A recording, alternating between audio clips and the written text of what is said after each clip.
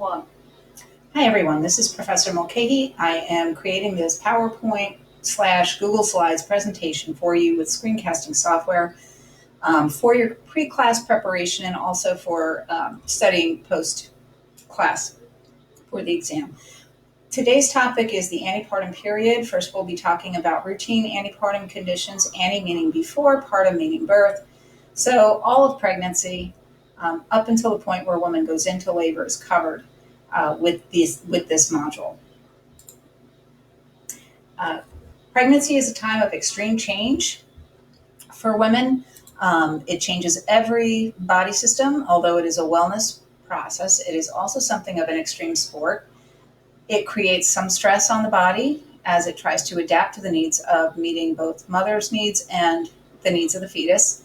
And we'll discuss how that all looks in real life. We're going to start with the physical changes. Most dramatically, we see changes in the reproductive organs and breasts in preparation for pregnancy, childbirth, and lactation. I'll point out the breasts first. Let's see if I can get that pointer up. There we go.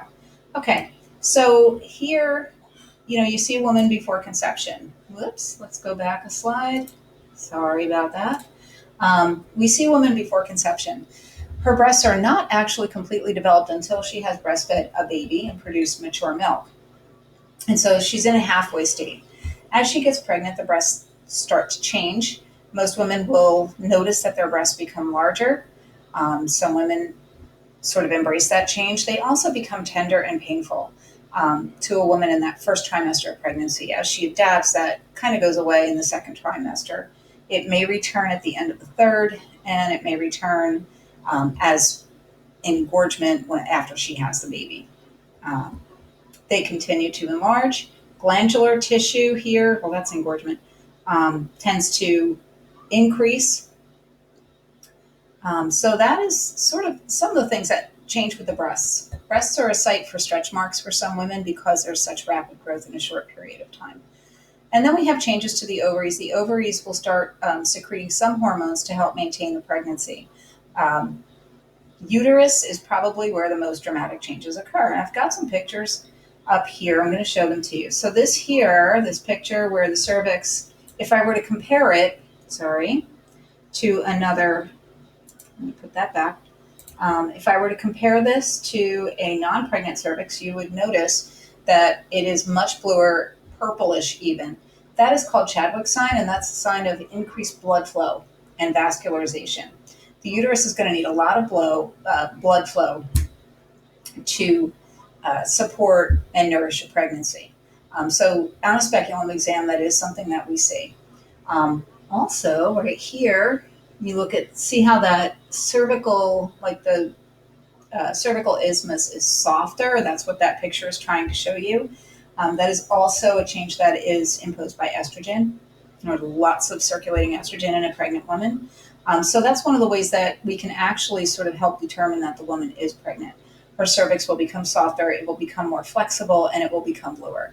Those are known as Chadwick's, Goodell's, and Hager sign. Don't worry about it now. I come back to it in another slide. Also, the uterus enlarges, and that's pretty obvious. We start out with an organ that's about the size of a fist. Make a fist right now and look at it. That is the size of a non-pregnant uterus. Eventually, it becomes the size of a watermelon, and you can see that down here. There's all these little illustrations. So, don't think I can make that bigger, but you notice that, at 18 weeks, we're about the size of a grapefruit. At 12 weeks, we're about the size of a grapefruit. At 24 weeks, we are the size of a mango, or a little bit more than that. And by 40 weeks, it's the size of a watermelon. So there is some dramatic growth. The vagina will also become a little bit purpler. There is more discharge. That is called leukorrhea.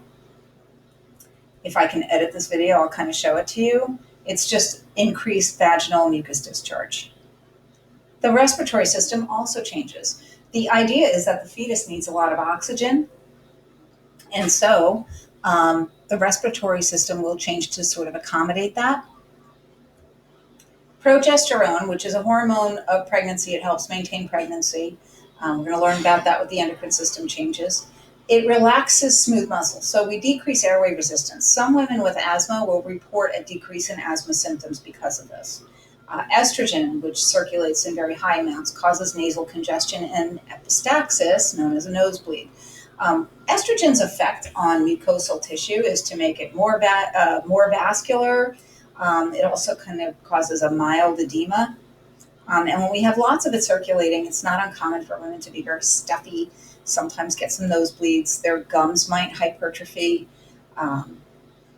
But that's sort of more in the digestive system anyway. So estrogen causes those changes in the respiratory, the upper airways. The pressure of a growing uterus in the third trimester, and there's a picture over here that kind of shows that. In early pregnancy, we've got lots of room to breathe. The diaphragm can drop down very easily. You can kind of see where that diaphragm is. Mid-pregnancy, a little less room, but mom's usually okay, second trimester. By the third trimester, that uterus is pushing on the diaphragm. It gives a woman a sensation of being short of breath. It's like a little more work to get those deep breaths in. However, I want to caution you because what you'll see in a lot of references is women report shortness of breath. Well, if a woman is truly reporting shortness of breath, it could be that she's really describing this sort of increased pressure where she has to work a little harder, but her O2 set's normal, her respiratory rate is normal. Or it could be that she's having a complication of pregnancy. Either she's got pulmonary edema, maybe she has a PE, a pulmonary embolus, possibly she's got fluid overload if she has some other underlying condition, or she's got cardiac issues. If someone ever tells you in any clinical setting or context that they are having difficulty breathing, please believe them until you prove otherwise. Next, we have a lot of profound changes in the cardiovascular system. Anatomically, the heart's displaced a little to the left, and I'll show you that picture. So your apical pulse will be shifted over a little bit to the left. There is a dramatic increase in the fluid volume. It goes up by 40 to 50% above pre-pregnant. And that's important. That's part of oxygen delivery and transport to the baby. We need to have increased blood because we're supporting not only mom's circulation, but placental and fetal circulation as well. And the body also retains fluid under the influence of hormones. Don't worry about that. Just know that the increased fluid volume is there to help support circulation. Red blood cells also increase so that there's more available hemoglobin, but they don't increase as much as blood volume, really typically about 15 to 30% as opposed to 40 to 50%. So what you've got is a lot of blood volume and few more red blood cells, but it will look like her hemoglobin and hematocrit are down because of hemodilution. This is what we call the physiologic anemia of pregnancy, or the pseudo-anemia of pregnancy. We get to lab values when we're talking about prenatal care. The hemoglobin and hematocrit that's acceptable for a pregnant woman are anything in excess of 11 for hemoglobin and 33 for hematocrit. I will repeat that several times, 11 and 33. My predecessor for this course, Professor Dr. Pat DiGiacomo, used to make people chant it in class. I probably won't have time for that, but just know that mom may look anemic and in fact be well oxygenated with hemoglobin. The cardiac output increases 30 to 50%. So all of this volume, all of this increased cardiac output, there's an increase in heart rate that's below, means that you may hear some changes when you're auscultating an apical pulse. You might hear a systolic murmur, you might hear an S3 sound, that lub-dub-dub. And that's benign in pregnancy. At other times, it's really not. It's okay in like athletes and kids, but S3 in a pregnant woman is really okay. There is just a lot more cardiac output. Now I'm going to talk about a concept that's kind of important to you. You'll notice it when you go to do pass point. There are several questions on the vena cava syndrome. And that is this picture right here. I want you to really take a look at it. Pause the video if you have to. See that big heavy baby sitting on that inferior vena cava. Well, this is why we don't like to lay pregnant women on their backs after the second trimester of pregnancy, because we can decrease blood flow through this major vessel. And if that happens, mom will report feeling faint, her blood pressure will drop, She may even pass out or faint, and the baby will get less perfusion. And that's important when you're in labor and you see something on the fetal monitor you don't like. The first, if this happens, say mom's on an exam table getting an ultrasound, she starts to report these symptoms. We turn her to the side and get the pressure of that big old baby off of that blood vessel. And that's the vena cava syndrome. So, put a little star next to your notes. It does show up. It's one of those things that shows up in maternity type test questions all over the place. We see some changes in the vital signs. The heart rate, to accommodate all of this extra fluid volume and to put out more blood flow, will increase by 10 to 15 beats per minute. We still should not see mom's heart rate really going above 110. That could be a danger sign. And when we talk about the conditions that affect mom in antepartum and intrapartum, you see it sometimes too. You want to make sure that it's still sort of in the normal range. Blood pressure, generally because of the complex interplay of different systems, will either stay the same or have a slight decrease. You would think the opposite, but when we see an increase in blood pressure, we're actually kind of looking at maybe a tendency towards preeclampsia, maybe gestational hypertension. Stay tuned for more information on that under high-risk conditions. Respiratory rate can stay the same or increase slightly. O2 sat should stay the same. Temperature should stay the same.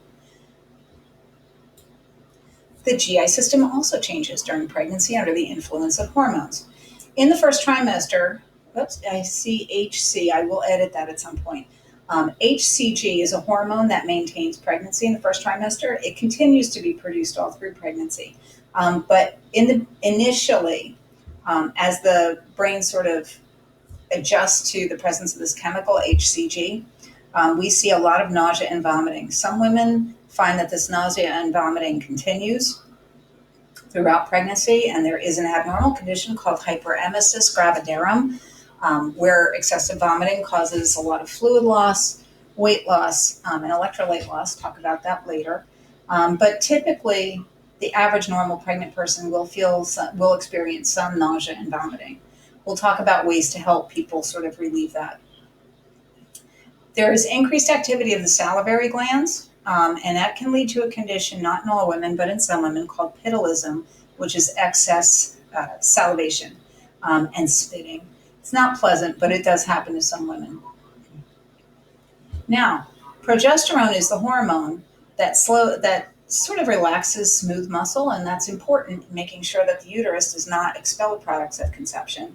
But it also has effects. It doesn't just act locally, it acts globally. It has effects on the other systems of the body, including the GI system. So we have a tendency towards constipation, which can sometimes lead to hemorrhoids. Iron supplements tend to make that worse. Prenatal vitamins tend to make that worse. If mom's not moving around and not drinking a lot of fluid, it'll make that worse. Heartburn. Because we have relaxation of the LES, the lower esophageal sphincter, there is a tendency to heartburn. And as the baby pushes up in second and third trimester, that is aggravated. So we'll talk about some ways later on how to counsel mom to remediate that. And there is an increased incidence of gallstones related to the influence of progesterone on emptying of the bile ducts. And we also have an increased cholesterol. Cholesterol, as you know, is like a steroid that the body produces. One of the things that makes it important in pregnancy is that it's important for the formation of the brain and spinal cord of the fetus. The renal system and urinary tract also undergo some changes. The kidneys work overtime just like everything else. GFR, which is glomerular filtration rate, increases, and renal tubular absorption. Those are the main functions of the kidney as an excretory organ. It filters the blood and then it reabsorbs the stuff we need. So those things increase. Urinary frequency is a common complaint during pregnancy, and that's from the pressure of the baby growing on the bladder. However, look for other cues. Women are more prone to UTIs during pregnancy due to changes in the pH. And you may see some mild glycosuria. I've seen a lot of references to this in beginning textbooks. But again, just like with the shortness of breath thing, when you see glucose in the urine, be suspicious.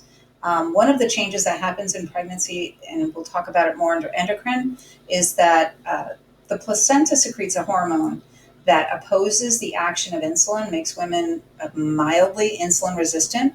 Healthy pregnant women with normal pancreas will generally tend to compensate by just producing more insulin, but if there's any defect in that, she is a sitting duck for gestational diabetes. So if you have a woman with sugar in the urine, glycosuria, investigate further.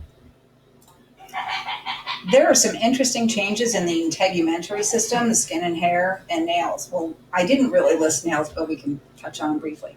The integumentary system undergoes a lot of hormonal changes. I'm going to call your attention to this picture here. That's the linea nigra. We also have the chloasma, and you'll see that there. The mask of pregnancy. So a lot of melanin production. Linea nigra tends to give people, and chloasma tend to give people sort of body image issues sometimes, and we can tell them that those things are temporary.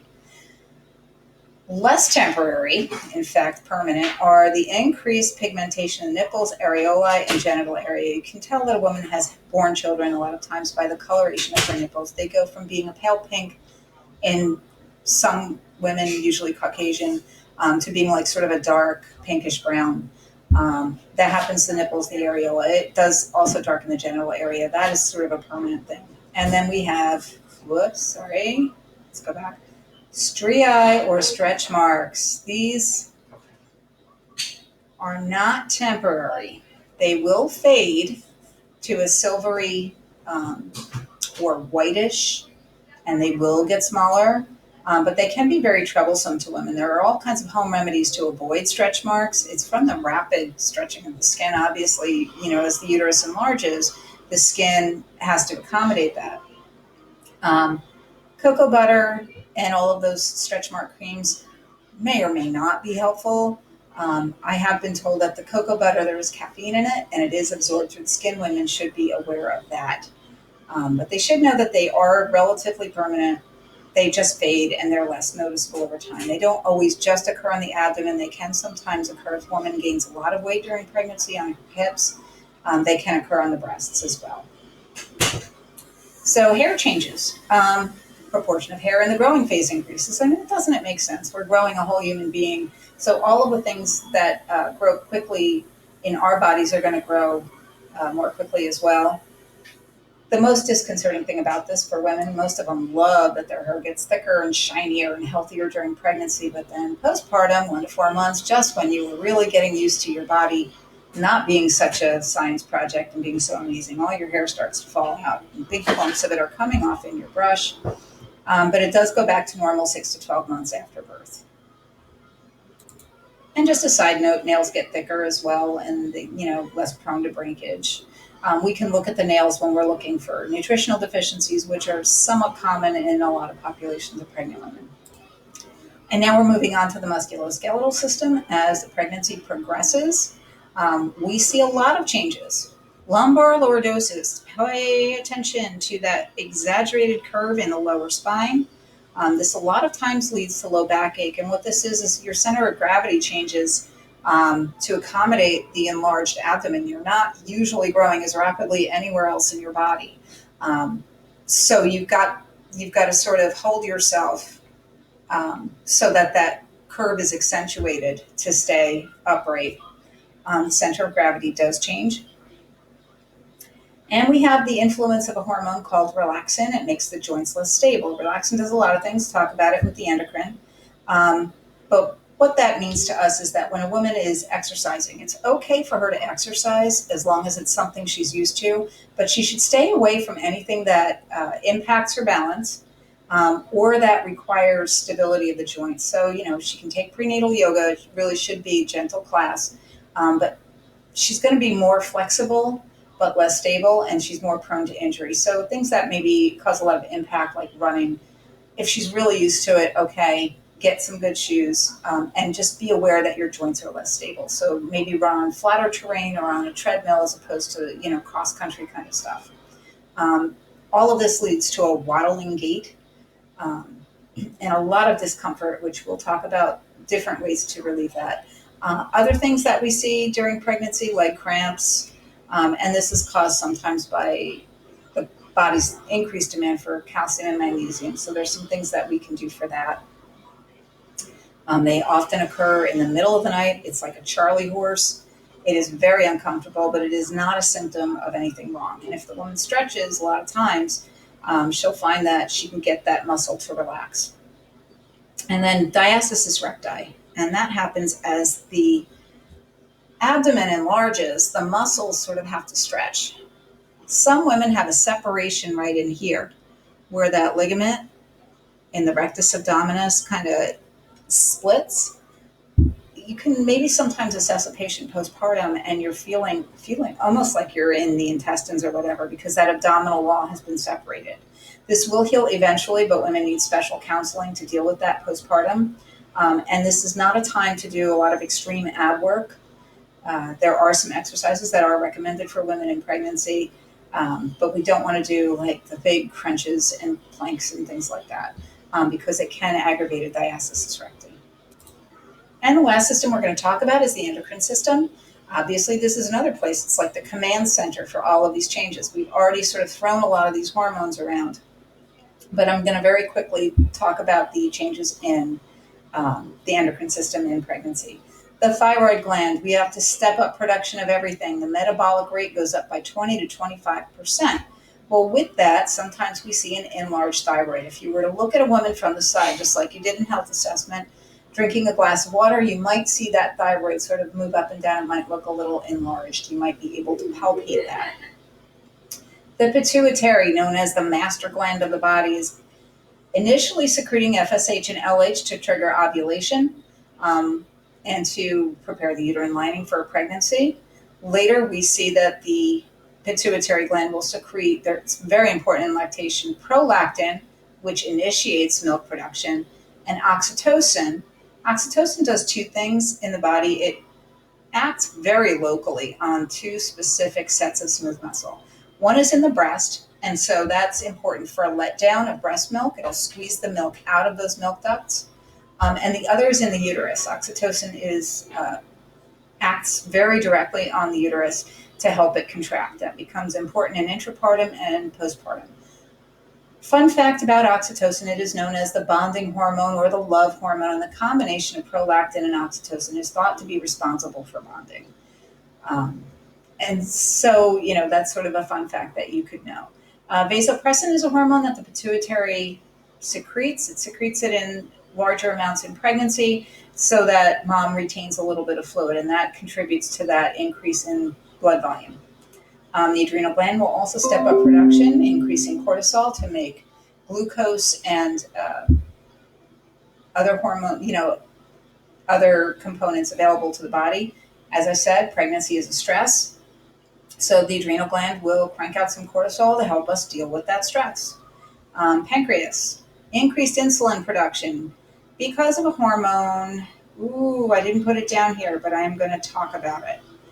So get out your pencils and take a note, and I'll fix this PowerPoint before I send it up.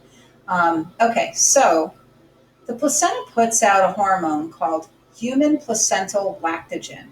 And if I can edit this video directly, I'll do that and sort of just write it on the screen. So HPL, and that hormone opposes the action of insulin in the body. When we talk about the diabetic conditions of pregnancy, whether it's pregestational or gestational diabetes, HPL becomes very important because it creates that insulin resistance. And if the woman is unable to secrete enough insulin to cover her blood glucose, we see an increase in blood sugar. So that is one of the pregnancy hormones.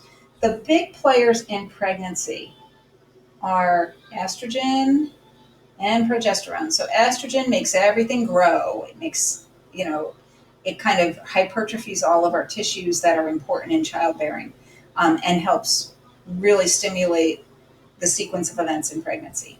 Progesterone, and you think about the word gest for gestation or, anything like that, is dealing with pregnancy. Pro, meaning for, progesterone maintains a pregnancy, and it does that in several different ways. The most marked of which is that it does relax smooth muscle. It decreases uterine activity.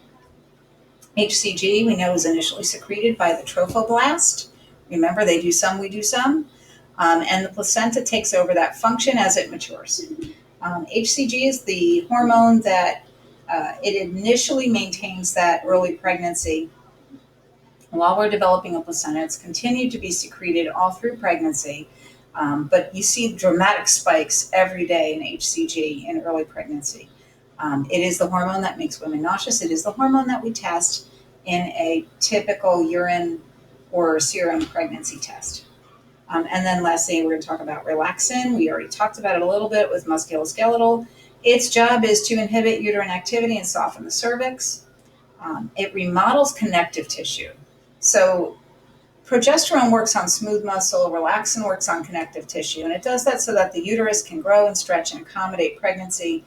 It also makes the joints more flexible, and that's important when you're talking about the pelvis, which needs to accommodate the descent of a fetus.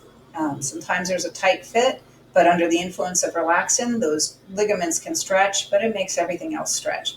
And it has a softening effect on cartilage. So women will complain that maybe their nose is a little bit bigger, their feet definitely get bigger, and they don't always go back to what they were pre-pregnant. Some people say they go up half a size with each kid.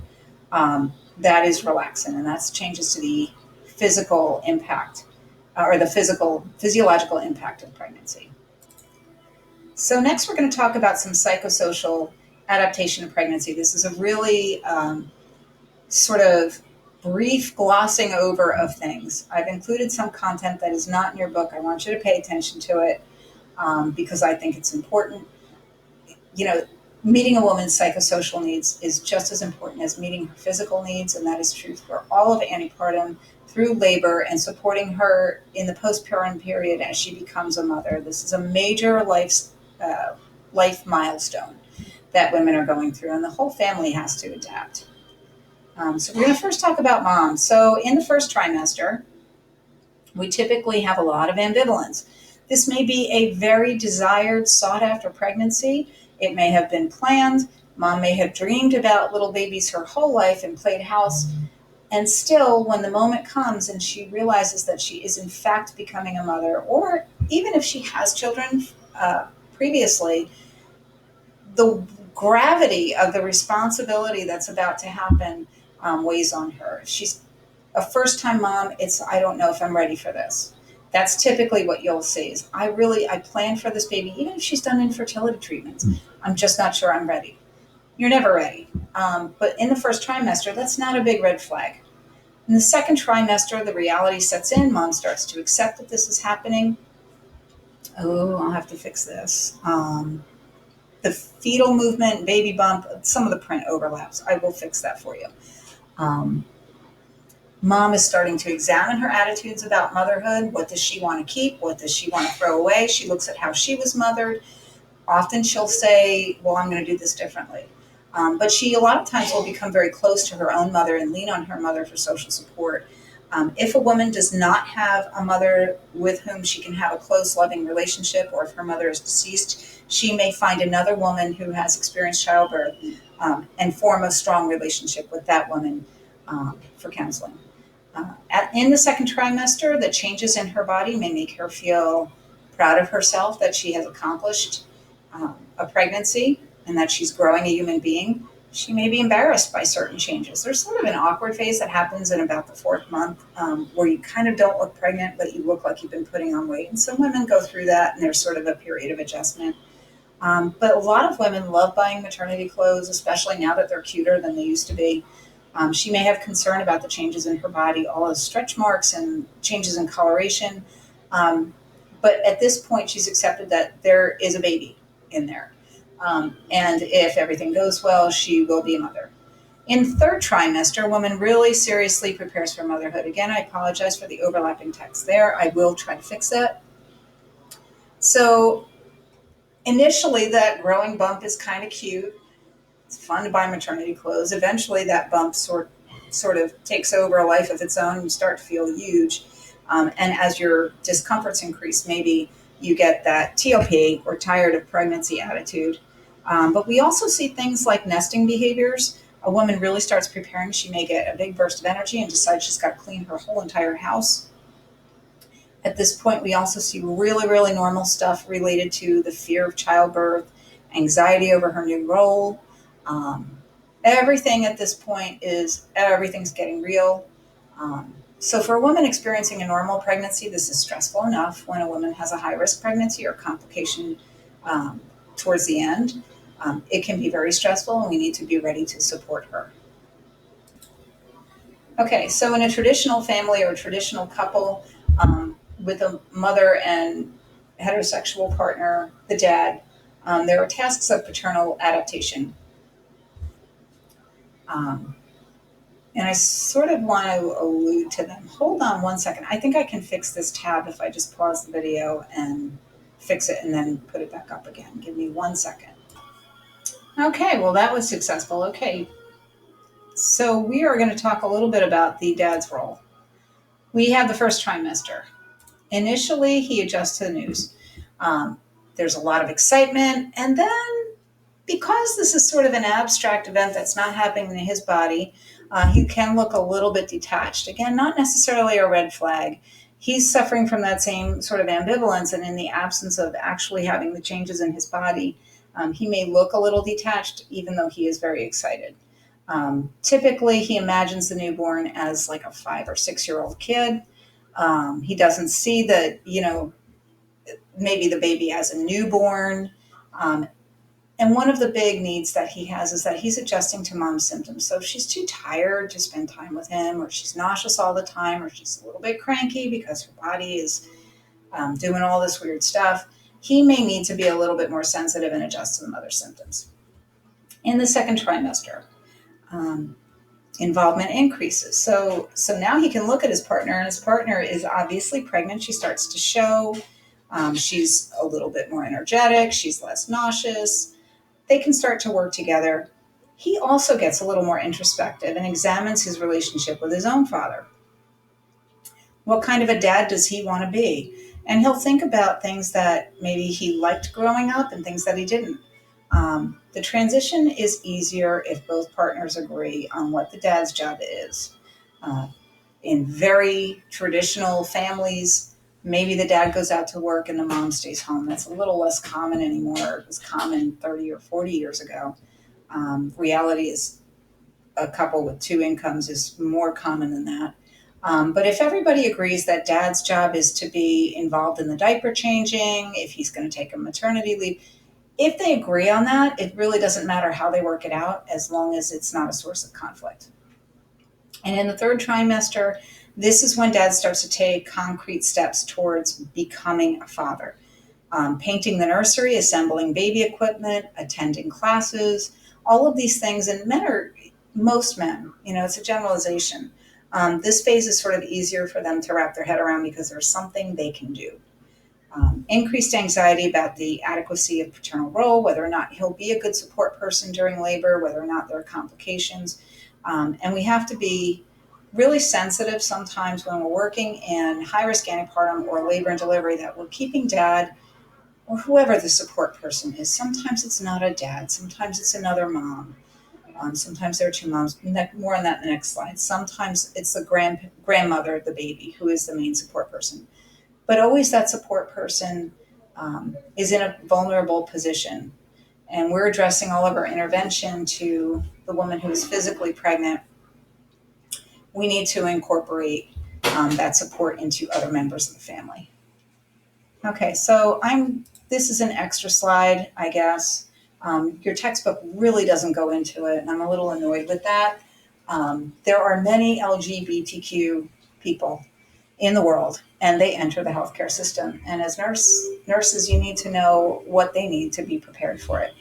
So psychosocially, they have many of the same needs as people in more traditional or conservative relationships. There's not enough research to really put together a comprehensive plan of care. There's no theoretical framework. It's emerging. So stay tuned to the research. LGBTQ health in general is an area that's commanding more attention as it gets a little bit more it becomes more a part of our practice. So in terms of lesbian parenting, the pregnancy in a same-sex relationship is intentional, it is planned, it is wanted, sometimes more by one person than the other. And when women are asked what this experience is like for them, often they will talk about very predictable themes. Number one is that they've created their family in this other way, and so they have to sort of come out to their families and reveal that.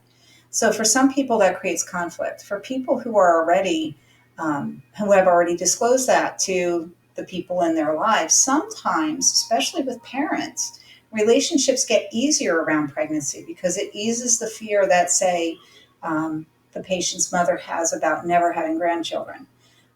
Other people report that it's a source of tension because people have political or religious or personal feelings about the matter and they're sort of not shy about telling you. But there can be changes in those extended family relationships. The other mother, this is a source of a lot of literature.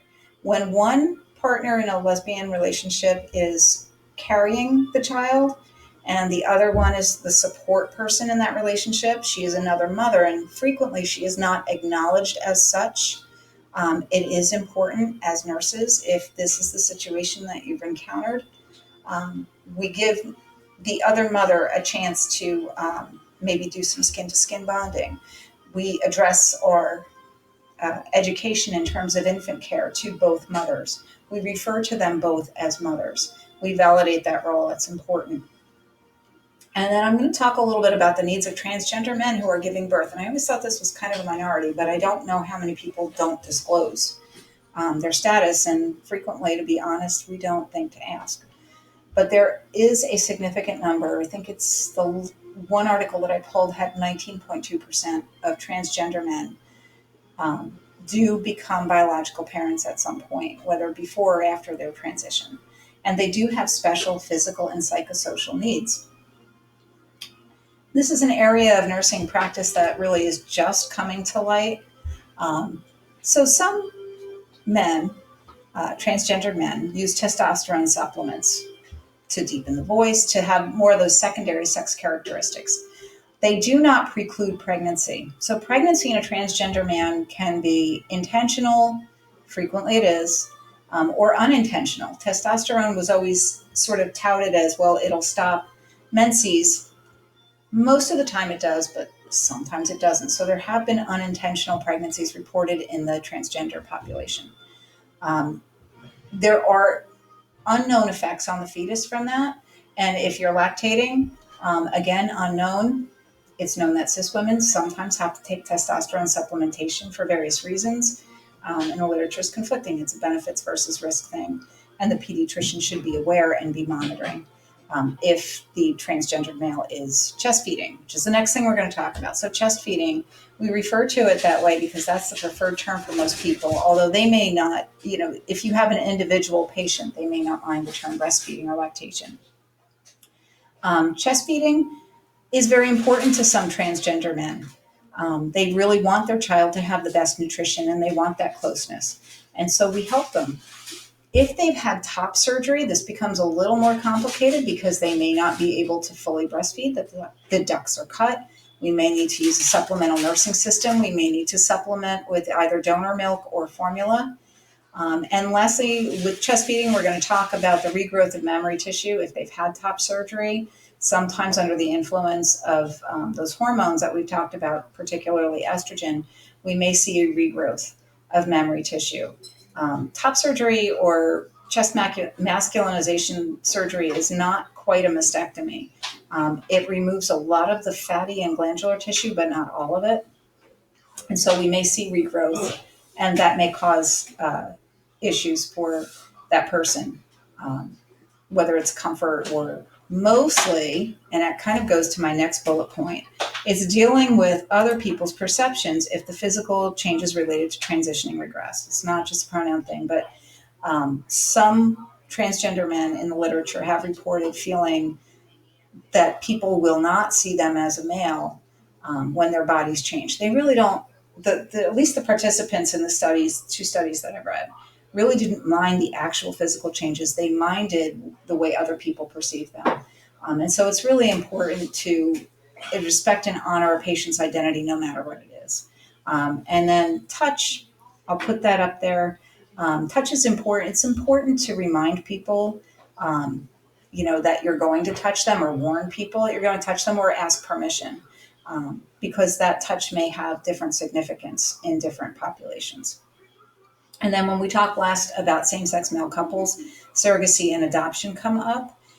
If there is a surrogate, we usually refer to her as a surrogate or the carrier, or she may be referred to by her first name, but we have to be careful that we don't call her mom. We have to honor the fact that it is the male partners that are becoming the parents. We include them as much as possible in prenatal care. They can come to the first heartbeat, the ultrasounds. We want to get them included. These are people who are also good candidates for skin-to-skin care right after the delivery. And you sort of have to make an individualized plan if this is something that's going on with your family. Next, we're going to talk about prenatal care. And this is what to expect when other people are expecting. This is how we care for people in the medical setting. The first visit, the first thing we're going to do is confirm the pregnancy. So there are different signs of pregnancy. There are the presumptive signs. These are subjective findings that the client will report. This is how she thinks to take a pregnancy test and then register for prenatal care. First thing that we notice is that she misses a period or two. And that happens 14 days after conception. Some women don't have regular cycles, and so they may not know. And it's important to, if the patient remembers, get their last menstrual period. Nausea and vomiting, we've already talked about the influence of HCG. That is a presumptive sign. Presumptive signs can be caused by several other things that are common, and so we don't use them to diagnose pregnancy. There's lots of reasons to be nauseous and vomit, but it is sort of one of those things that may indicate to a woman that she is pregnant.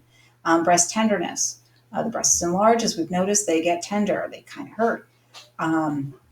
Another presumptive sign, urinary frequency, again, can be caused by other things. Breast tenderness can be caused by cyclical changes in the breast, can be caused by menopause, it can be caused by a few other things, caffeine intake. Urinary frequency can be caused by a urinary tract infection, by changes in fluid intake. But in a pregnant woman, it's caused by the pressure on the bladder, so it is a presumptive sign. And then we have quickening, or subjective reported fetal movement. For first-time moms, this will happen at 20 weeks typically, and for later moms whose abdominal wall is a little looser, we usually see it at about 16 weeks. But the movements of peristalsis could be confused for quickening. Next, we have the probable signs over here. We have changes to the pelvic organs. So these are things, probable signs are objective, and they mean that the woman is probably pregnant. We see changes to the pelvic organs. We did that first slide. We talked about Goodell sign, Chadwick sign, and Hager sign. So Chadwick sign is that bluish purple coloration of the vaginal mucosa and the cervix that's caused by increased vascularization. It can be seen in other conditions, but those conditions are not common. And so the most common cause of Chadwick sign would be pregnancy. We also see the softening of the cervix, and that's called Goodell's sign. So if you were to do like a pelvic exam, it would feel kind of mushier in there.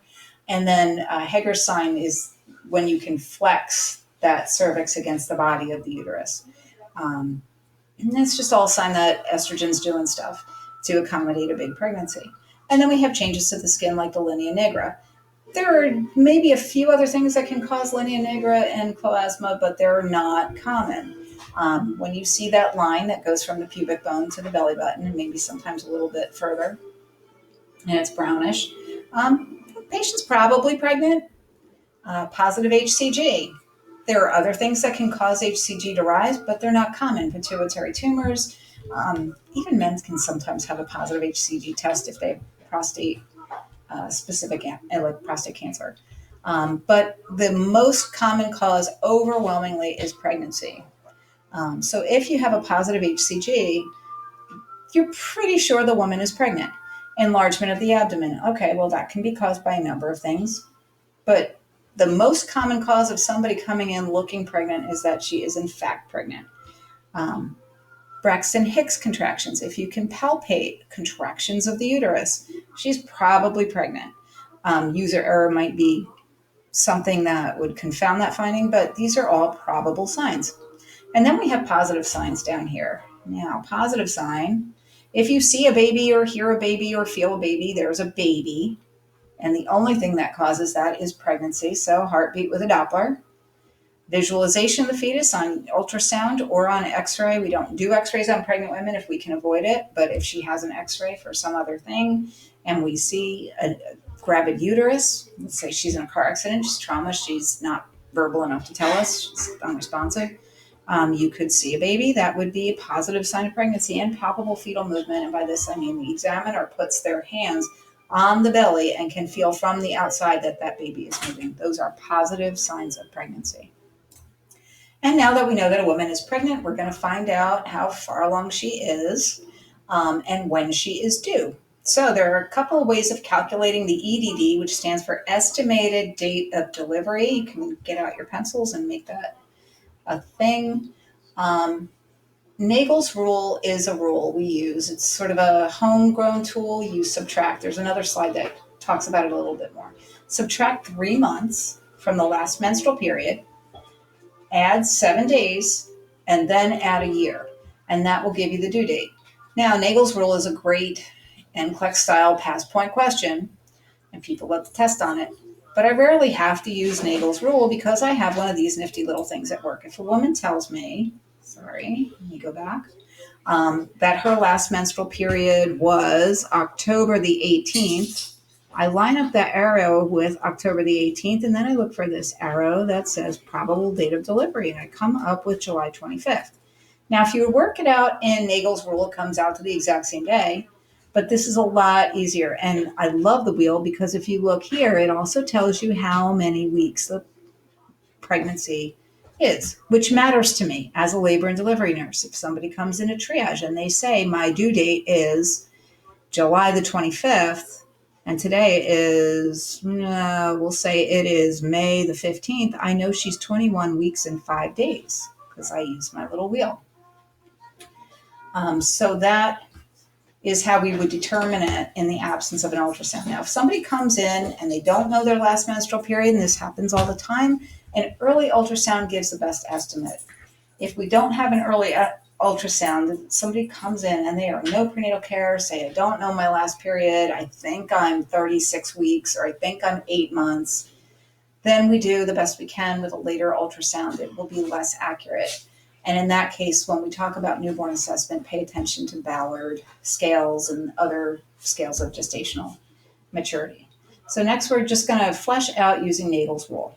Okay? You can do this in class if you want to. So, woman comes in, you say, when was your last menstrual period? And they say March 17th, 2019, St. Patty's Day. First, we subtract 3 months and we come to December 17th, 2019. So March, subtract 1 month, February, January, third month is December. Now we add 7 days. So 7 days to that gives us December the 24th. Well, obviously she's not going to give birth last Christmas Eve. She's going to give birth on December the 24th, 2020, right? Because you can't go back in time. So that's using Nagel's rule. We can practice playing with that, but it's a way to determine the estimated date of delivery. Next, we have to classify her pregnancy according to our gravitar system, GP, which is the simplest, or GTPAL, which gives us a little more information so that we kind of know what we're dealing with. Gravida and para refer to the number of times a woman has been pregnant and the number of times she's given birth. So that's a real simple way of doing it. We might say that the woman is a G1P0. That means this is her first pregnancy. She has never given birth. She may be a G2P2. She has been pregnant twice. She has delivered 2 children. She may be a G5P1. any number of combinations. But when you see gravida and para, that's what that means. Now, some terms that we can talk about. There are your multigravidas, people who've been pregnant a lot of times. Primogravidas, pregnant for the first time. Nulligravidas, pregnant, never been pregnant. And then obviously with parity, we have the same thing. Your multips or multiparous women have given birth many times. Your primips or primiparous women are giving birth for the first time. And your nullips or nulliparous women have never given birth. There is the GTPAL system, which gets very complicated, and it is a little less consistently applied. So give me 1 second. I'm going to show you something with that.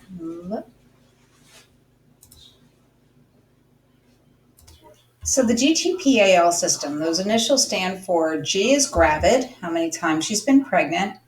T is for term, how many term deliveries has she had. P is for preterm, how many preterm deliveries she's had. A is for abortions, or how many terminations she's had, whether they are spontaneous losses, but anything before 20 weeks counts as an abortion, whereas anything 20 weeks beyond is a preterm birth, however the outcome. So like 19 and 6 would be an abortion, but 20 and 1 would be preterm. L is for living children. How many of her children are still alive? So the example is on her first prenatal visit, a woman discloses that she's 14 weeks pregnant. She has had a termination of pregnancy. So that counts as A, abortion, 1. We're going to say that happened before 20 weeks because it's very uncommon to see people with terminations beyond that. She has had an ectopic pregnancy. That is another abortion. Then we have, so that's A2 so far. Then her current pregnancy. So she's a G3, A2 so far. Then she has a full-term delivery. Now she is a G4, T1, A2, right? Now she has a 20-week stillbirth. That counts as a preterm delivery because it happened at 20 weeks. It is no longer like a miscarriage or spontaneous abortion. It is now considered a stillbirth at 20 weeks. So now she is a G5, T1, P1, A2, L, so far 1. And then we're going to add her last pregnancy, which was a C-section at 36 weeks. So now she is a G6 because we have the current pregnancy. We have the termination of pregnancy. We have an ectopic pregnancy. We have a full-term delivery. We have a 20-week stillbirth, and we have a C-section at 36 weeks. So that is a total of 6 pregnancies. We have 1 term delivery, okay? So anything from 37 to 40 weeks counts as a term delivery. So she is a T1. She had 2 preterm deliveries. One of those was a 20-week stillbirth, and one of those was a C-section at 36 weeks. So that's P2. Then we have A2 because she had 1 early termination of pregnancy and an ectopic pregnancy. And those were prior to 19 and 6/7 prior to that. So she is A2. And then L2, she's got, if they're both still alive, she has the one from the full term delivery and the 36-week kid. So right now she's a G6, T1, P2, A2, L2. In common terms, probably if we were just doing the GP system, she would be a G6, P2. So mostly we look at living children, although in a case like this where the history is pretty complicated, we would want to do the entire GTPAL system. We want to know about previous pregnancy complications. So things like preeclampsia, things like preterm labor, things like gestational diabetes, anything that complicated her pregnancy the first time. Incompetent cervix, which is something where the cervix starts to open way too early for that baby to be viable, and so we have second trimester losses. Anything that happened in the first pregnancy has a tendency to recur in a subsequent pregnancy, so we want to know what her other complications were. Pregnancy outcomes. So what happened at the end? Was our baby delivered at term? How much did it weigh? Perinatal losses. What were the, what were the sort of the circumstances surrounding those perinatal losses? If she had preeclampsia, a lot of times in prenatal care, we want to get her started on a regime of baby aspirin or low dose aspirin at 81 milligrams every day. Seems to decrease the inflammation that's thought to cause the preeclampsia. It has been linked to more positive outcomes. But this is a reason we want to know all of these things. And neonatal conditions that might sort of alert us to risk factors for this pregnancy. So next we want to do a history and physical. And, it's a very thorough thing. So most of the time when we're taking a history, obviously we want to be accepting and non-judgmental. But to be honest, most of this history is going to come to the patient in the form of a questionnaire that they complete and then bring into their first visit. Some places even email it to you. Other places, clinics, might have a questionnaire that you do on an iPad. And it might have translation into several languages. It's really important when you're getting this history that you are talking to the person in language that they speak the best, if they are non-native speakers of English. But we want to know all of the following. We want to know their medical conditions. We want to know their dental health. Poor dental health is linked to things like preterm labor and low birth weight. So that's important. We want to know eye health, particularly in a woman who has maybe a history of diabetes, because those problems can get worse during pregnancy. We want to know if she's had her immunizations, and we're probably going to take some blood work for titers to make sure that she's immune to things. Live vaccines are not permitted during pregnancy. They're contraindicated, so we want to make sure that she's got her immunizations on board. And we want to assess for any environmental hazards. We want to know if this pregnancy was complicated by infertility of any kind. Sometimes that can be a risk factor. We're looking for any GYN surgeries. Did she have a crinization of the cervix or anything like that? Conization of the cervix. Something that could impact either as a risk factor for preterm labor or protracted labor. We want to know about any elective pregnancy terminations. 1 or 2 are not considered a risk factor, but when you get more than 3, we just worry about the integrity of the cervix or whether scar tissue has built up on the cervix. And so it's just a risk factor that we'd like to know. History of STIs or sexually transmitted infections. Some of them can be linked to higher rates of ectopic pregnancy. They can be linked to higher rates of infertility, and they may be transmittable to the fetus. So if a woman is known to have a history of chlamydia, GC, HIV, any of those sexually transmitted infections, HPV, we want to know about them. And then we're going to ask you, have you ever had an abnormal pap smear? Those things are important to know. And then there's an extensive social history. And it looks almost, give me 1 second, I'm going to make that print a little bit smaller so we see it all on the screen. Okay, so there we are. This is a social history is important. I did put it all on one page because I think it's just kind of one big topic. I'm going to run through it. So we want to know whether this pregnancy was planned or unplanned. We want to know who's involved with the pregnancy and how those relationships are. We want to be aware of any pre-existing mental health issues for multiple reasons. Mental health does impact physical health during pregnancy, and a history of abuse, even if it's in the past and it has been resolved, is a good piece of information to know, especially if that abuse is sexual. It will impact on the pregnancy and the labor and delivery experience and may trigger post-traumatic stress disorder. So we want to assess for high-risk behaviors as well. Obviously, smoking, alcohol, drug use, or inappropriate use of prescription meds, and any history of past addiction, because those things become important to the care of that woman. And we want to make sure that that person's living situation is adequate to meet their needs and the needs of their growing family and themselves. So don't be afraid to ask questions in your, especially in the population that we serve in Philadelphia. Housing, heat, hot water, refrigeration, phone. Make sure they have enough to eat. Look for barriers to care, insurance issues. Sometimes people aren't eligible for insurance through their employment. They may not be employed. So we can help them access Medicaid. Transportation issues sometimes make it hard to get to different facilities for prenatal care. Sometimes women have a hard time making certain appointments if they can't bring their other children with them. They may not have childcare. So assess for all of that. In rural areas, you might see proximity to healthcare, and we're going to do screens for intimate partner violence. And that's all important pieces of the social history. And next we have laboratory evaluations, blood work that we're going to do, and also other specimens that we're going to collect. I am going to give you a handout for this so that you know, and you should bring it to clinical because it'll be important when you're trying to interpret your patient's status in regards to these labs. We look for blood type and Rh factor. Some women have a blood type with an Rh factor that is negative, and that can lead to the production of antibodies. Usually, the first pregnancy is fine because there's no mixing.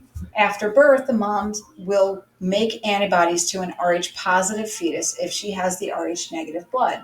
So, subsequent pregnancies are affected. And in utero, you may see babies be born stillborn from uh, isoimmune disease of pregnancy, or we can sometimes see in the neonate extreme jaundice because there's a lot of hemolysis. The antibodies start attacking the red blood cells. We want to check for GC and chlamydia, so we'll do a swab for those. Some people do the urine for them, and a Pap smear. Again, we're looking at the cervix as something that needs to maintain a pregnancy until labor, and then it needs to be able to dilate. So we look for any cervical problems from, say, HPV or abnormal cells. We do a CBC. Now, call your attention. H&H 11 and 33. Second time you've heard that number, write it down somewhere in your notes. It's going to be important. Because women have that hemodilution, they may not have the normal 12 to 16, which is what we generally consider the cutoff. It drops about a point. Normal hemoglobin in a non-pregnant person is above 36. In our pregnant moms, it might be 33. Now, there is a question on past point that's sort of unfair because it gives you two values that are technically anemic according to the hemoglobin. One has a normal hematocrit, the other does not. I think it's a flawed question, but the answer would be the one with both decreased H&H. And then we look at platelets. Some women get thrombocytopenia during pregnancy. That would be defined as platelets below 150,000, although we don't usually jump up and down until they're below 100,000. You may hear people say platelets are 226 because we kind of dropped that 1,000 from the total. And then we want to get a rubella titer. Rubella is also known as German measles. It can cause birth defects if it is contracted by a woman who is not immune. So we look to make sure that she has immunity. If she does not, we cannot vaccinate her during pregnancy. We must wait until postpartum. And we may look for varicella. It depends on your population. And it's the same thing. It's a live vaccine, so we can't vaccinate during pregnancy. And we want to make sure that mom's protected because it can cause congenital syndromes in the kid and long-lasting developmental disabilities. We test for hepatitis B, surface antigen. Hepatitis B is highly communicable. It is a blood-borne disease. And if mom is hepatitis B positive, we need to treat that newborn as soon as possible after birth with an immunoglobulin and the vaccine. So we need to know what that is. We need to get a baseline, and we do that on the first prenatal visit. We need syphilis antibodies. You'll see it referred to as RPR or VDRL, or maybe you see a treponema test, but we test for syphilis because children can be born with congenital syphilis. It can cause extreme neurodevelopmental problems, and we test for HIV, and that's important. So HIV can be treated during pregnancy successfully, and we can prevent vertical transmission to the newborn. We'll talk about it as a separate topic in high-risk pregnancy, but doing an HIV screen first trimester and then again in third is important. And if we have a mom we know is HIV positive in labor, we treat her with cytobutene or EZT. And then we can do a hemoglobin electrophoresis for sickle cell anemia. And typically, I see that a lot with our patients at Hopewell because we have a large African-American population and Latino population. So we'll do that test as well. So hold on, let me get this into present mode. There we are. Okay, so patient education is one of your biggest responsibilities. And in fact, when you take the NCLEX, if they deal with maternity, there are a few topics that they tend to focus on, and one of them is health promotion and patient education. And so there are certain things that we look at as being important to prenatal education. It's one of our biggest jobs. In the first trimester, the first thing you're going to do is orient them to the practice, whether it's an office or a clinic. How often will their visits be? And we'll talk about that. Ooh, wait, yeah. It's once a month for the first trimester, once a month until 28 weeks or once a month through the second trimester, once a month through 28 weeks, then biweekly until we get to 36 weeks, and then it is weekly after 36 weeks. So we want them to know that, and we want them to know the importance of getting prenatal care and being consistent. A lot of times women will state they don't do anything at those visits. I pee in a cup and they take my blood pressure, and I hear the baby's heartbeat. But so if they have significant barriers to care, they may be skipping a lot of visits. It's important for them to know that we're looking for risk factors and warning signs at every visit, and that even though it doesn't look like we're doing a whole lot, it's really important to come for care. We're going to review their lab tests with them and tell them what their risk factors are. We are going to look at nutrition and talk to them about the importance of a daily prenatal vitamin and a balanced diet high in protein. And we'll talk about nutrition as a separate topic. We're going to talk to them about avoidance of risky health behaviors. And that's very, very, very important. So if a woman smokes, she should know that it's linked to preterm birth and low birth weight. If she has used alcohol in the past, she should know that there is no safe amount during pregnancy. Um, Fetal alcohol syndrome can occur at various points in the pregnancy, um, and that it is not dose dependent. So she should be counseled to avoid alcohol completely, total abstinence. If she cannot do that, we refer her to programs for recovery. Um, we talk to them about health behaviors such as drug use, illicit drug use, or prescription drug use. It is okay to engage in sex. Sometimes people don't want to ask that question, but it may be on their minds. And exercise is fine within reason. It has to be something that the patient is used to. If she is not an exerciser, we can counsel walking and prenatal yoga. But anything more strenuous than that really probably should wait. This is not the time to lose weight. But exercise is okay if the woman is used to it and it doesn't compromise, it doesn't put her at risk for, say, falls or injuries. Snowboarding's out at this point, I would say. Relief for common discomforts of pregnancy, and that's a whole separate topic we're going to educate her on. And we're going to refer to printed materials and reputable websites. I'll give you some examples of those. A lot of women are getting their information about pregnancy from all kinds of social media, Pinterest. It's important that we give her resources or give this family resources that are reputable. A lot of prenatal practices will actually give people a copy of, a book on what to expect during pregnancy. It may be the popular What to Expect When You're Expecting. That's like sort of an oldie but goodie. The information in that is okay, but like the Mayo Clinic has a good book, and I know Jefferson mails that to their clients when they register for care. We're going to teach the woman to report any bleeding or cramping to her provider, because those are signs of miscarriage. And we're going to talk to her about over-the-counter medications and supplements. Some are safe. Acetaminophen is considered safe during pregnancy. But other over-the-counter medications may not be safe. So usually the provider will have a pre-printed list of things that are safe to use. If you have a cold, if you have a headache, and then herbal supplements. I mean, sometimes you run into people and they've gotten their education from Dr. Google, and all kinds of wacky things happen. And then there are cultural practices that, herbal things that women may be taking. She needs to run them by her provider and make sure that they're safe. So those are educational pieces that happen in the first trimester. In the second trimester, we teach women about the warning signs in pregnancy. When we get to high-risk conditions, we're going to discuss what all of them are. In general, if you have vaginal bleeding of any kind, you need to report it. If you have leaking of fluid from your vagina prior to the initiation of labor, that needs to be reported. If you have a temperature, if you have contractions that are significantly worse. I mean, people think of Braxton Hicks, they may not know that they're in preterm labor. Um, but if they are more frequent than 6 in 1 hour and they don't go away even after you drink fluid and maybe walk around the block or lay down, that needs to be reported immediately. And if the baby's not moving, that leads us to our next topic, which is kick counts. Women should be taught to, after breakfast usually is a good time, or after a meal of any sort, sort of sit quietly and pay attention to how often her baby kicks.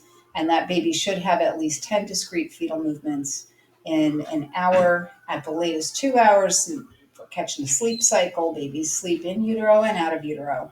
And then we're going to talk about the relief of second trimester discomforts. Again, that is a whole separate topic.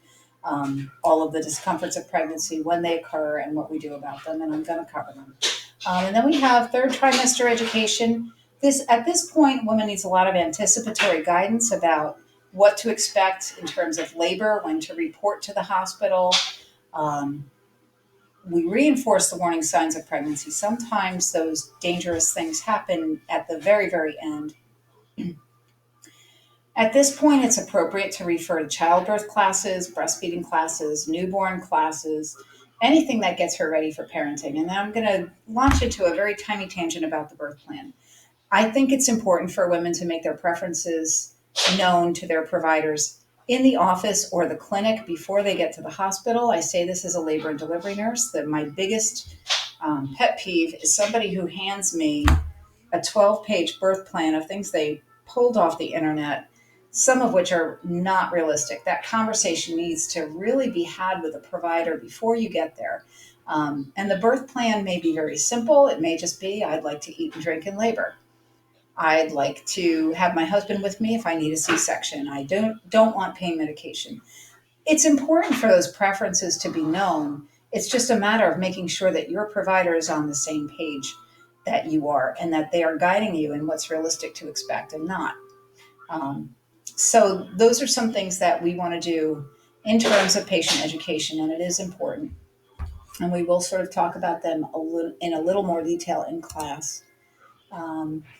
Next, hold on one second while I get this straightened out. So now we're going to talk about common discomforts of pregnancy and how the nurse can help the patient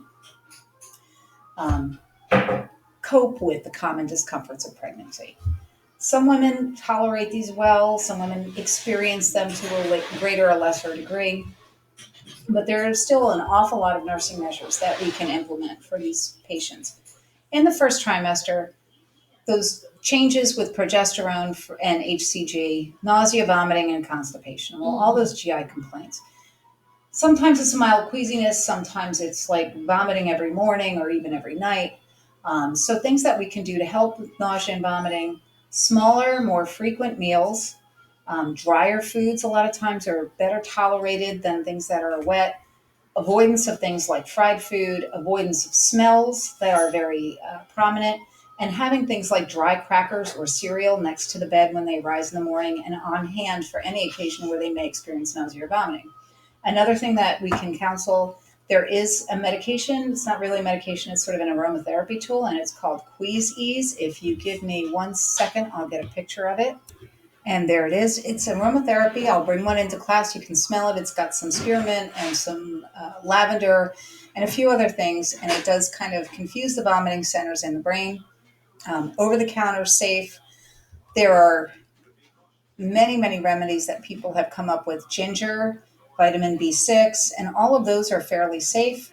You want to keep them away from things like bicarb or brioche is like we have an Eastern European population in Trenton that might report the use of that. As a last resort, they can talk to their provider and get a prescription for Zofran. But as far as possible, we want to try non-pharmacological methods first.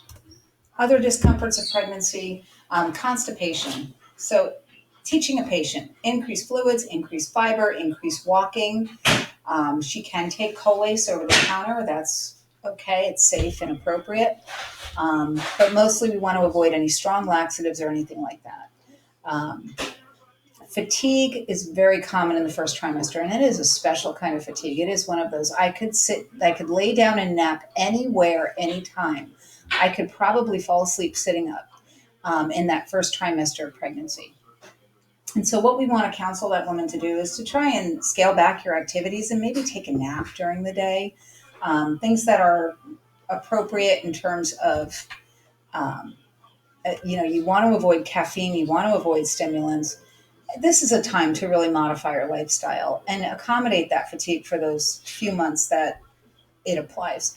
Urinary frequency, I mean, just make sure that the patient understands that it's temporary.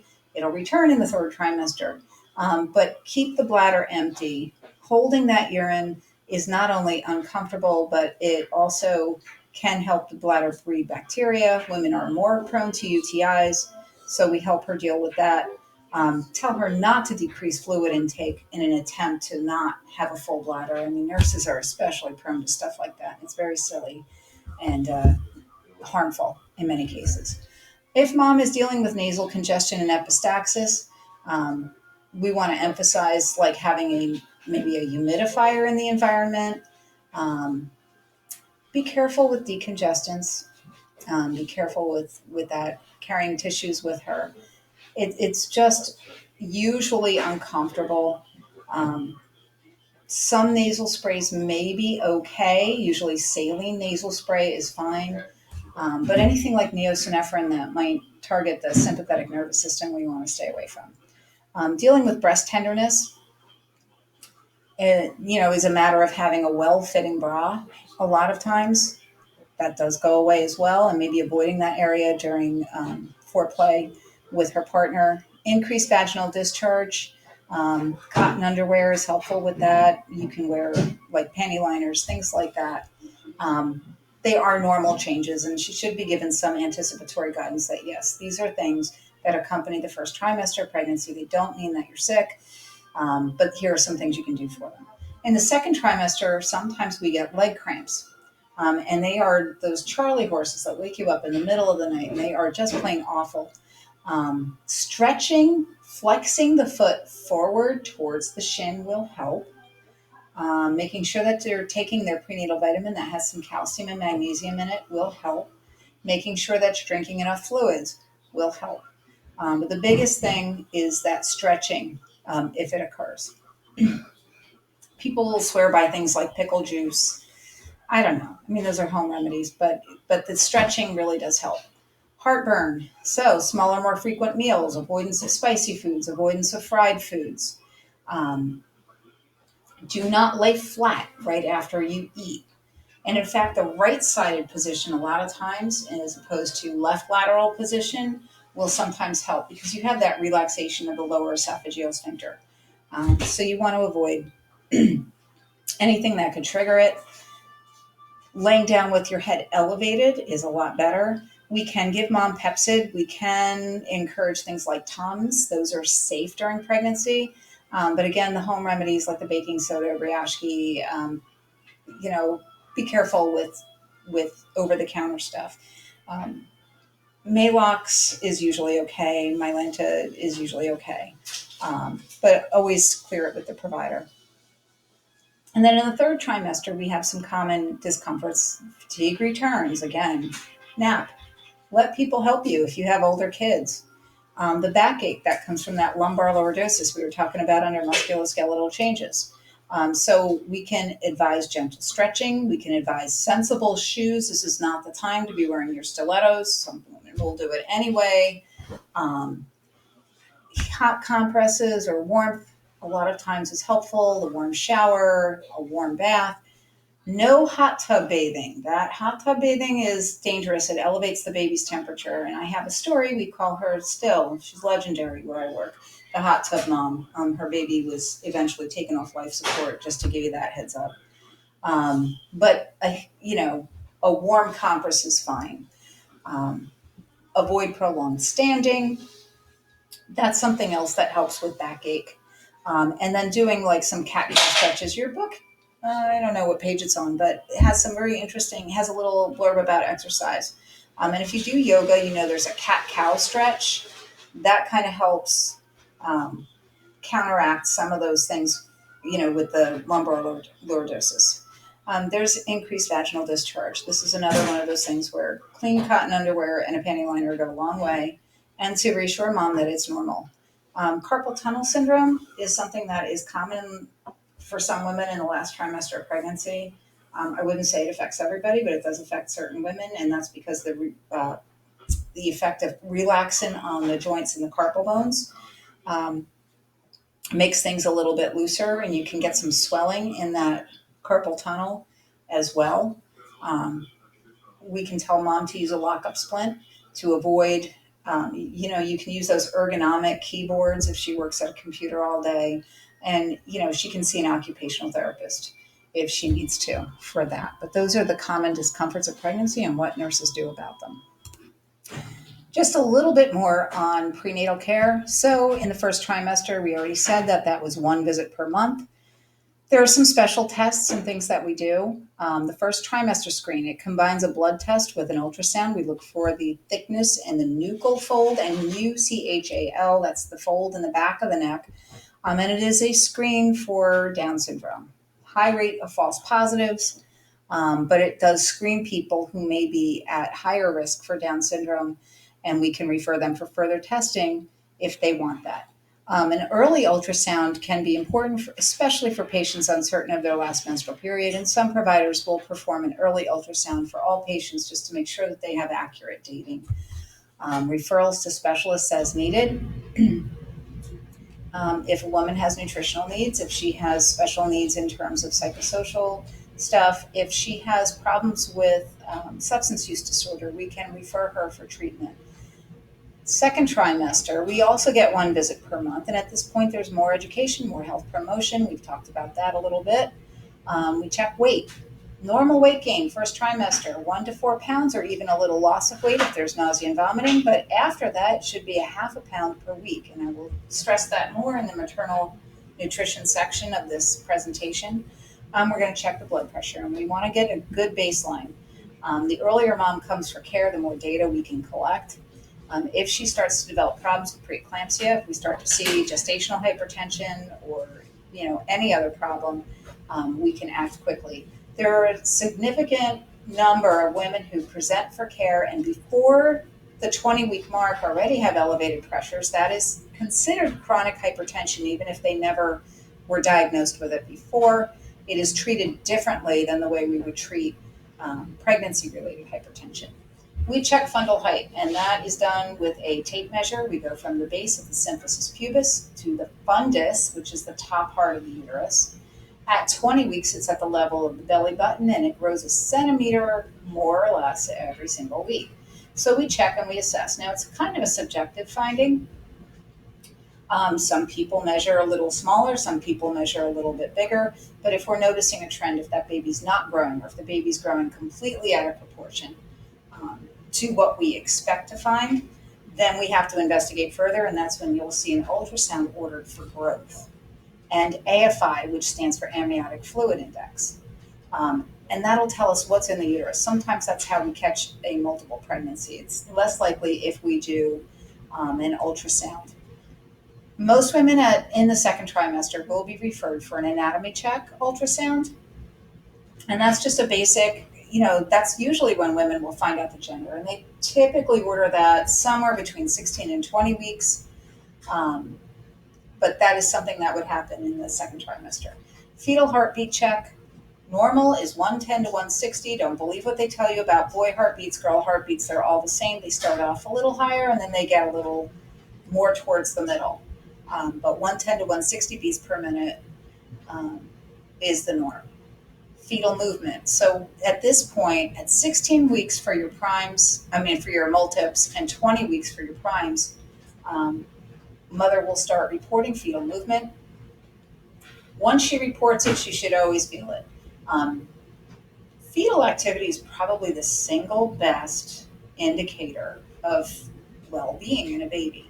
So if mom is reporting decreased fetal movement, that prompts a lot of further investigation, and she should be taught very explicitly, if your baby is moving less than usual, call. And usually we will insist on her being seen in the office or in triage. And usually it's triage. Third trimester, you get 1 visit per month until 28 weeks. That dropped off, but that's okay. I'll fix it in the one that I upload. Biweekly from 28 weeks to 36 weeks. And then after that, it's every single week. We do more education, more health promotion. We continue with our basic assessments, our blood pressure, weight, fundal height, fetal heartbeat monitoring, and then we're going to screen for a lot of complications. We're going to screen for gestational diabetes at 26 to 28 weeks, and that requires a glucose tolerance test. Women will, swallow a solution. It's usually about 16 ounces of very sweet, kind of yucky, looks like orange soda, but it doesn't taste that great. And then we sort of watch and see what happens to her blood sugar um, after an hour. Um, and if she screens positive for that, we'll send her for a 3 hour. More on that when we get to gestational diabetes. Group beta strep. Group beta strep is normal flora for about 20% of all women, but some babies whose mothers are colonized with GBS, it's not an infection, it's not an STI, but some babies will get sick from it because they are immunocompromised. So we want to swab mom at 36 weeks, vaginal and rectal swab, and find out if she's GBS positive or negative. We test again for HIV. Repeat that test because she may have been exposed in the period of time in between. And we want to make sure that we're not sending her into labor and maybe causing vertical transmission to the newborn. In some states, you will test again for syphilis.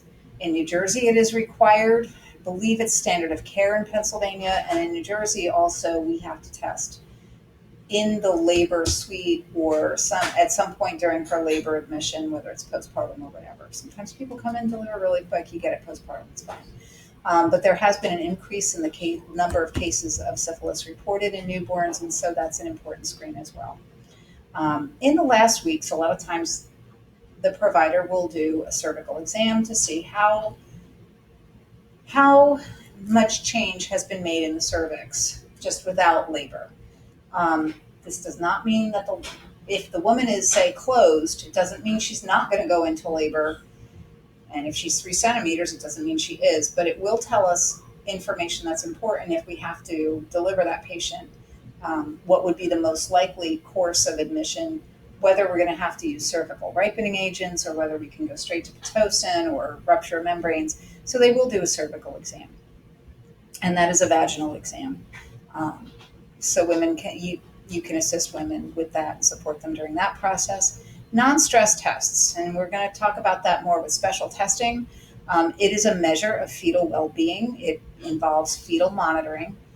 If the patient's past her due date, we just want to make sure that that placenta is still functioning at the 40-week mark. The placenta is kind of done. It's a temporary organ. It was meant to be. It'll stay functional for about 2 weeks, give or take. That mileage varies with different women depending on how much stress is on that pregnancy. So we just want to make sure that that baby's okay. Special testing. So this slide talks about things that we do. So genetic testing could be offered to women at risk. We talked about it in genetics, so I'm just briefly going to talk about it. CVS and amniocentesis are invasive procedures. They involve inserting a needle either through the cervix in the case of CVS, where we will then extract a little bit of that chorionic villi tissue and examine it for a karyotype or chromosomes.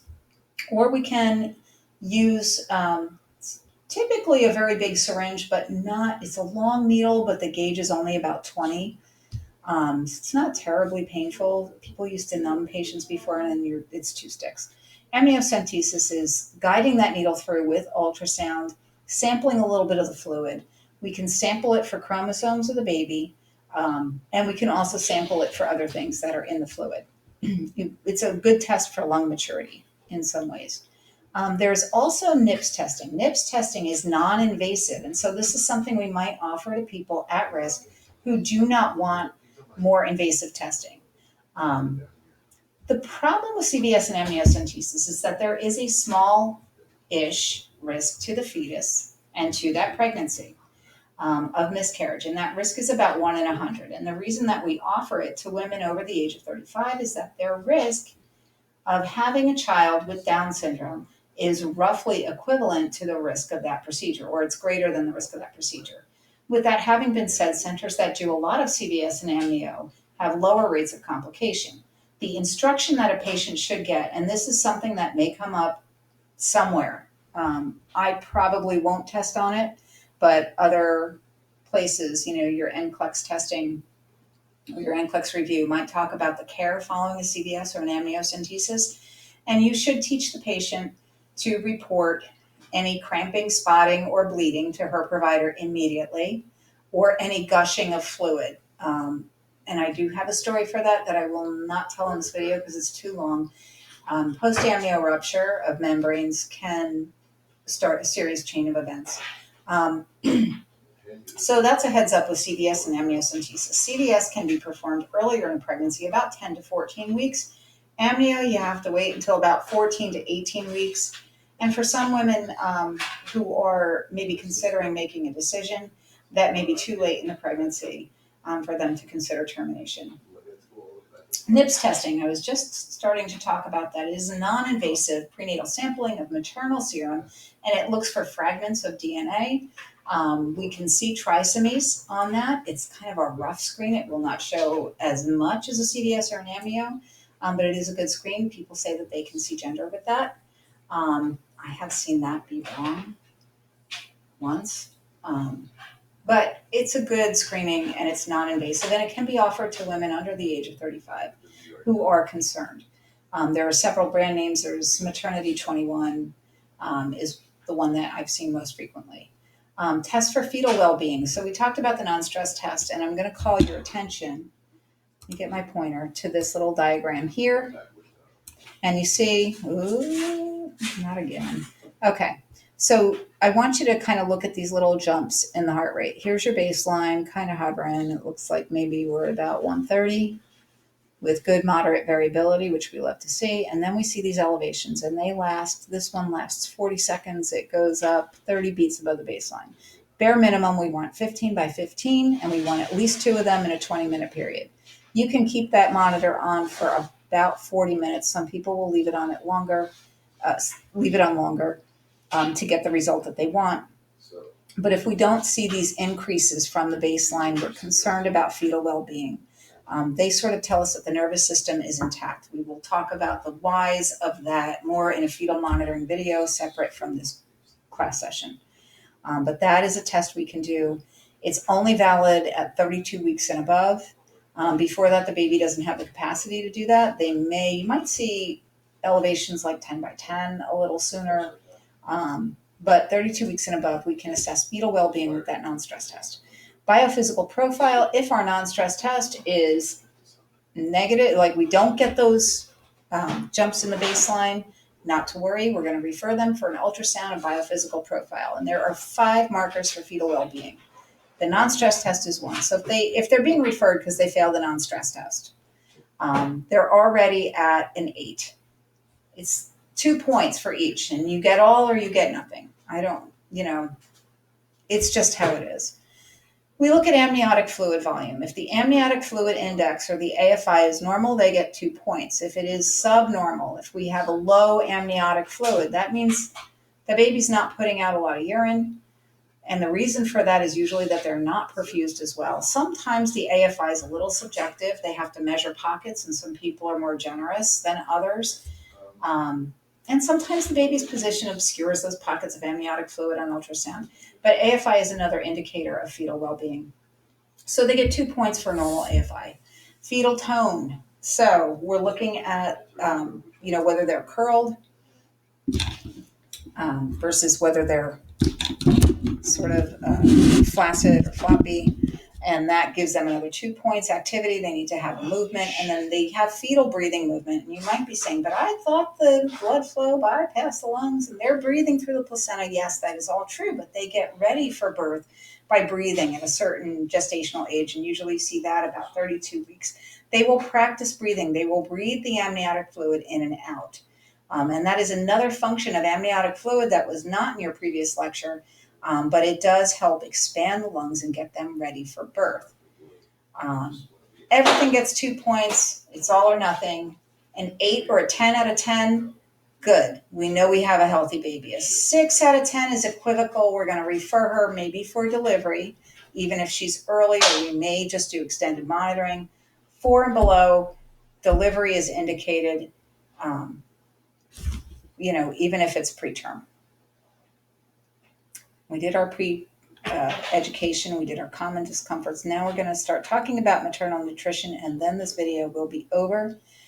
Maternal nutrition, normal weight gain. If you have a normal BMI, and that's what we're going to default to when we discuss nutrition generally, and that's defined as a BMI of 18 to 24.9. Normal BMI, weight gain should be 25 to 35 pounds. The distribution will be 1 to 4 pounds in the first trimester. Slight loss is okay, but then after that, they should gain a half a pound a week. And that usually takes about 300 calories. If your mom is underweight, her BMI is less than 18, 17.9 and below, she needs to gain at least 28, but up to 40 pounds. If she's carrying twins, the recommendation is also different. We look at 35 to 40 pounds, or 45 pounds. But let's just kind of go with a singleton pregnancy and keep things simple. An overweight woman whose BMI is between 25 and 29.9 should gain between 15 and 25 pounds. And you don't see it on the slide. I will fix that as well. Obesity of 30 plus, 11 pounds to 20 pounds and no more. Obesity complicates pregnancy, it complicates labor, and it complicates birth.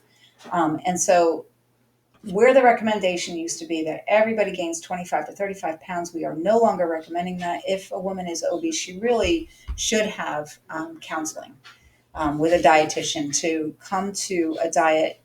A lot of times, if you give them a normal caloric intake diet, they'll actually start to lose weight, or their weight gain will be restricted if they're used to eating, if their nutritional intake is much in excess of their body requirements. And that's your typical pattern of weight gain. For maternal calories, we have, for women of normal BMI, I already just said it, 300 calories a day. For other women, refer to dietitian as appropriate. The protein increases to 60 milligrams per day. Most American women who are capable of obtaining high quality food and get to eat 3 meals a day will easily be taking in 60 milligrams a day before they're even pregnant. Women who have food insecurity issues, we have to be really careful, and I'll talk about that in a minute in the next slide. I'm just going to fix the font on this. Give me 1 second. I'm sorry. This all I started with a PowerPoint and had to transfer it to Google Slides to make the screencasting software work. So some things didn't format the way I thought they would. Give me 1 second. Okay, so next we're going to talk about the micronutrients, vitamins and minerals. If you read your book, or really any source on maternal nutrition, they'll talk about every single nutrient. We're going to focus on a few that are really important. Folic acid is the biggest one. I've already talked about it in class. I've talked about it on the last video. Prevention of neural tube defects. Every woman, from the time she gets her first period until the time she gets her last period, maybe for a year or two after, just to cover her, should be getting a multivitamin with at least 400 micrograms per day. It is almost impossible for a pregnant woman to get all the folic acid she needs from food, and so the prenatal vitamin is essential. It's also impossible to get as much iron as she needs. We've talked about the physiologic anemia that accompanies a normal pregnancy. And now, iron deficiency anemia often is superimposed on that. And so we'll see hemoglobin maybe lower to 10, 9. We need to supplement with additional iron, but the bare minimum a woman should be getting, according to the FDA, or the USDA, is 27 milligrams a day. It's really, really hard to get that from all the food you eat. And so that prenatal vitamin does have extra iron. A lot of times it'll have 30 milligrams of elemental iron in it.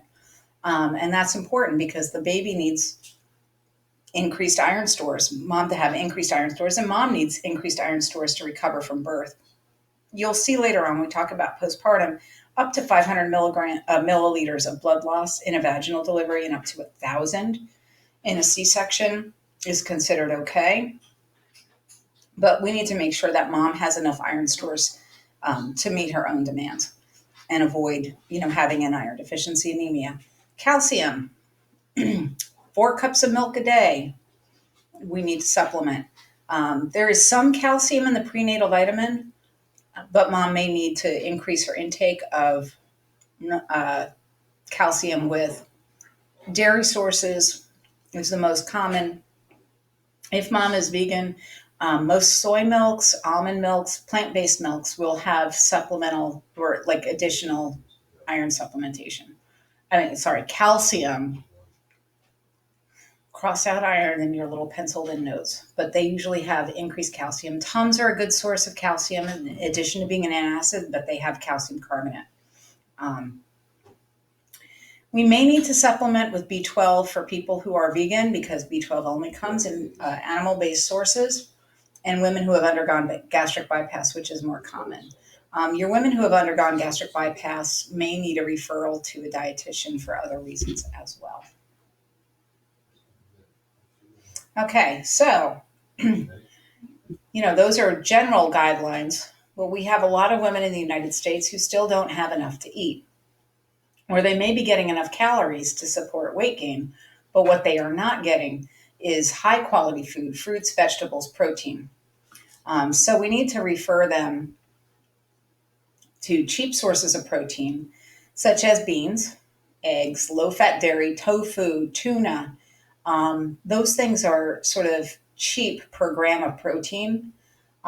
Sometimes you run into ethnic markets that carry like certain fish, things like that, that are appealing to people from different cultures. Um, we can refer to agencies like WIC, which is the Women, Infants, and Children Program for supplemental food for pregnant women. And it will carry them through breastfeeding and also carry their children up to age 5, at which point the school system starts to subsidize lunches and breakfast. Um, Unfortunately, our undocumented patients, the ones who come from countries and they, don't have documentation status, don't qualify for Wicker SNAP. We may have to refer women to food pantries or food banks. Phil Abundance is one in our area. They also offer fruits and vegetables. Canned is okay, frozen is okay for people on limited income because fresh vegetables are A, more expensive, and B, perishable. So know what your community offers and be able to refer people for that. And I think, hold on, we may be done. Give me 1 second. Yes, that does conclude our presentation for today. I will upload the original PowerPoint to Canvas in case you want that. And I will also upload the Google Slides link so that you have that. But I'll fix some of these slides first because it really did come out better in the PowerPoint. And I'll see you guys in class.